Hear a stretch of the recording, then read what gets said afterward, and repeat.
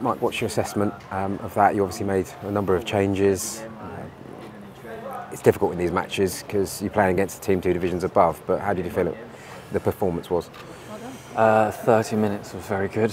I think in the second half you could see we made a couple of changes and our energy increased. I thought the main reason was just picking up a few second balls that give us the platform and we moved the ball quite well. But yeah, I think the credit needs to go to the quality of Watford. I thought you could see from the start physically, mentally, they were on the front foot. I thought it took us a while to get to grips for them moving the ball, but we came out second half and I thought the reaction was really good. I thought we were aggressive and we didn't give them that time and space, but then obviously we concede goals and that's what kind of takes the wind out of our sails a little bit. But we made a lot of changes and there was performances I think that were really encouraging. I think obviously with the scoreline it makes it feel 10 times worse, but we wanted to look after a few players, we wanted to see a few players, and I think we've learned a lot from this evening. Goals never come at good times against, but they did come at bad times. 24 minutes, just when you've got over that kind of initial Watford kind of pressure, and then obviously right before half time, and then when you were just looking like you were in a decent spell, and it just, like you say, I mean, took the wind out your sails.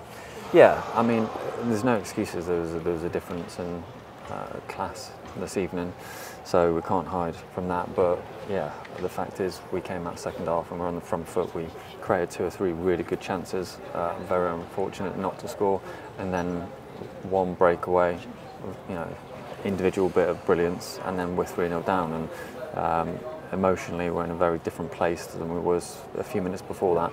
So again, we've got a lot of young lads in there that will learn from this, and it gives them a little bit of a marker playing against a good team and good individuals, and I felt as though when they made changes they got stronger. So, and that's the hard thing to stomach.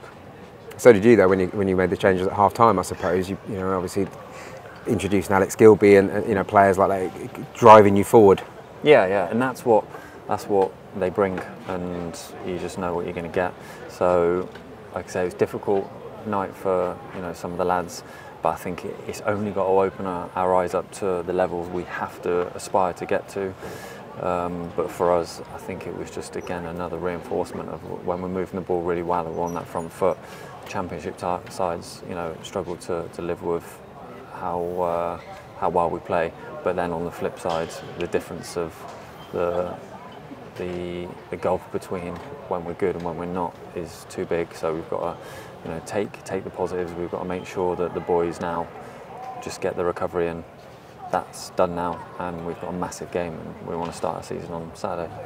Callum Tripp obviously came in highly thought of, not just in Milton Keynes, but also, with his EFL award last season, and it's kind of quite a big night for him in a way to if he wants to make it in the game long term, this is the type of player he wants to be playing against. And this is a perfect night for him. I had many nights like this, and especially with his youth, he's going to have a career.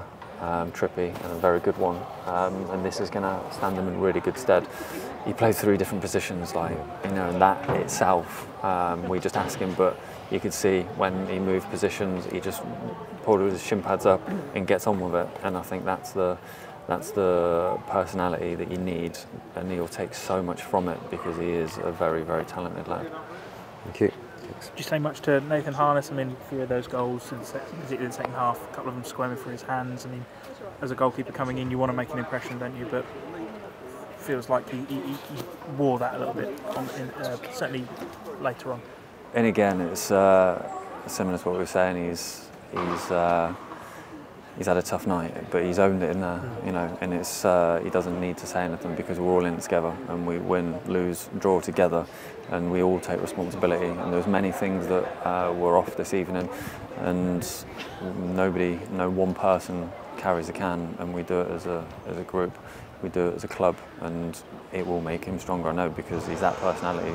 He's already taken ownership to it, but that's unnecessary because we miss chances at one end, we can see chances at the other, so we're all there. You mentioned the gulf between when you're really good and when you're not so good. How do you close that? We obviously individually we've got to make sure that we're on the front foot. So concentration of what we're trying to do and how we're trying to do it, it needs to be spot on. And I feel as though, again, what made it glaringly obvious, just to talk on the standard of opposition. I think any given day when you play against a team that high, obviously the first half was a set piece, which we're disappointed, and then perfect pass and they're in and it's 2-0, and it's those are the margins we've got to make sure that we're switched on all the time. And finally, a debut for Dan Rice, heard it. It's great, isn't it, to be able to give youngsters that opportunity?